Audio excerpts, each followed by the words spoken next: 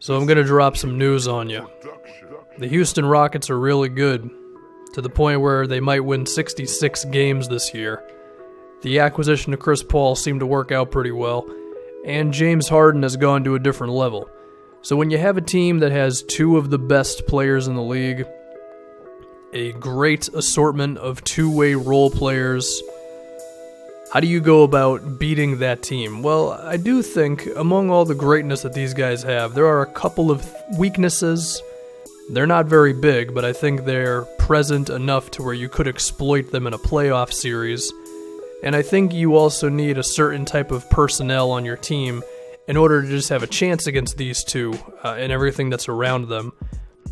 So that's going to be the point of this video, looking at what I believe to be some of the keys are to defeating the Rockets in a playoff series. The first thing you need is simply a couple of top-tier players of your own to match what Chris Paul and James Harden can do. The first example I use is the Warriors with Kevin Durant and hopefully a healthy Steph Curry, which is a very important thing for Golden State. Among all the things that you can do defensively against the Rockets that I will get into in this video, ways that you can potentially slow them down, you do need to be able to trade baskets with them, because sometimes Harden is going to hit a step-back three-pointer that makes no sense, and you have to be able to do something similar on your side of the floor. If we look at some of the other teams in the West, there is the Oklahoma City Thunder. Russell Westbrook is capable of having himself a 45-point outing and winning a game by himself. And if you're going to want to beat the Rockets 4 times in 7 outings, you're going to need a star player to just carry you through at least one of them. And I would say Paul George has had enough really good playoff performances to where he could be viewed as the number 2 guy who could also have a huge night or set of nights for his team against Houston. Now, in the case of Anthony Davis, he definitely fits the bill.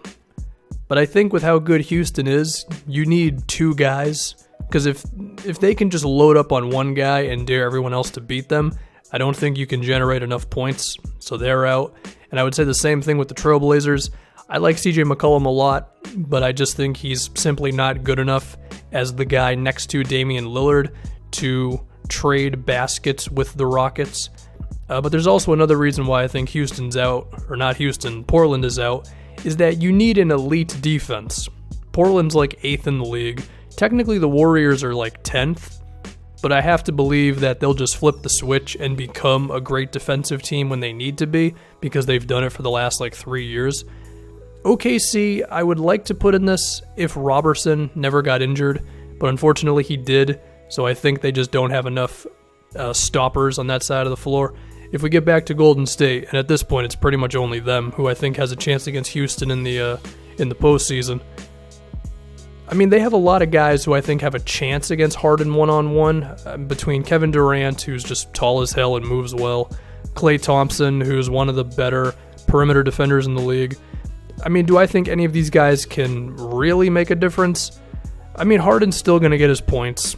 He's still going to make them look silly sometimes, but if you just have enough guys who can make him miss a few more shots, make him work a little harder, that's step one, I think, defensively. If Andre Iguodala can be himself and not the budget Iguodala that he's been this year, that would be huge, defending James Harden. But the next thing we get to with the Warriors is their ability to switch, right? Because they just have all these like-sized players who can defend multiple positions. I think you need to be able to switch to go up against this Houston team. Because with how talented they are, even if you go with a more conventional style of defense, there's still going to be windows for them to get shots off. But the other thing is, if we look at what the Spurs were able to do last year that stifled the Rockets' offense, one was they were just really good rim protectors. I mean, Pau Gasol, not a good defender in space, but he's tall and knows how to contest at the rim. And the other thing was they just had their big men back up on every single pick and roll. They dared James Harden to shoot mid-rangers, right? That's not going to work this time around. You saw it in that previous clip that Chris Paul made a mid-range jumper. If you back up on the screen on Chris Paul, he's just going to shoot elbow shots all day, where he's, from a percentage standpoint, like the best mid-range shooter in the league. I mean, sure, he doesn't take as many as like DeRozan does, but still, he doesn't miss from there, you know? But the other thing is, even if you do manage to figure out how to defend their pick and roll, then they'll just stop running it. Houston is a very high isolation team, and given that Harden's ISO game has gone to ridiculous levels this season, they just won't run pick and rolls if you manage to defend it well. Now that gets to the next thing. If they're going to start running ISOs, you got to bring help, and you got to dare some of these non-natural shooters to take jump shots. PJ Tucker and Mbah a Moute, they've both been pretty decent from three this year, but you still have to dare them to do it, because you're not going to dare Ryan Anderson, Eric Gordon, James Harden, Chris Paul to shoot threes. You got to pick somebody. It's got to be those guys. And if you lose a series to the Rockets because Mbah a Moute and PJ Tucker just kept on making threes, I think you kind of live with that at that point, and you just accept that they were the better team.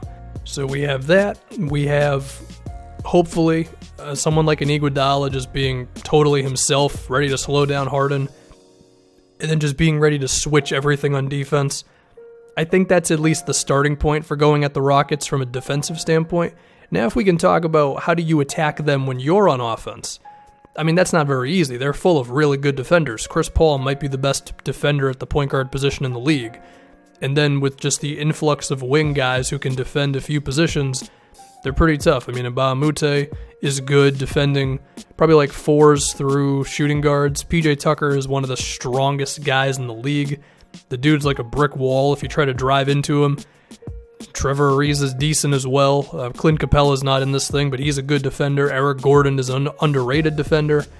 The first thing you do is if Ryan Anderson's in the game, you attack him every single time. His minutes are down this year. He's around 20 to 25. I think in the playoffs we could see that get even lower. And I think there's a chance he might not even play at all in a series against the Warriors. But if Houston and Mike D'Antoni ever has him out there because they just need his shooting, they want to put 5 shooters out there, which Houston does do sometimes, you got to make them pay for it and just force Ryan Anderson to not be in the game. The second thing you do is you attack James Harden, because he's going to be in the game regardless, because of course they need him for obvious reasons. This would be similar to what the Cavaliers did to Steph Curry a couple years back in the finals. Force him to play defense, okay? Now Harden is a very good post defender because he's just strong as hell, but on the perimeter, you can get by him in one-on-ones. He's the worst perimeter defender on the Rockets, and if you can make him even a little more tired, which will make his job on offense more difficult, then you do that, Now, for the Warriors' sake, that means they'd have to run some more simple basketball, which they don't always love to do. They love to move the ball around and have a lot of off-ball movement. But I'm saying, if you can get Steph Curry and Harden in a one-on-one situation, just go at him, man. Same thing with Kevin Durant and all that.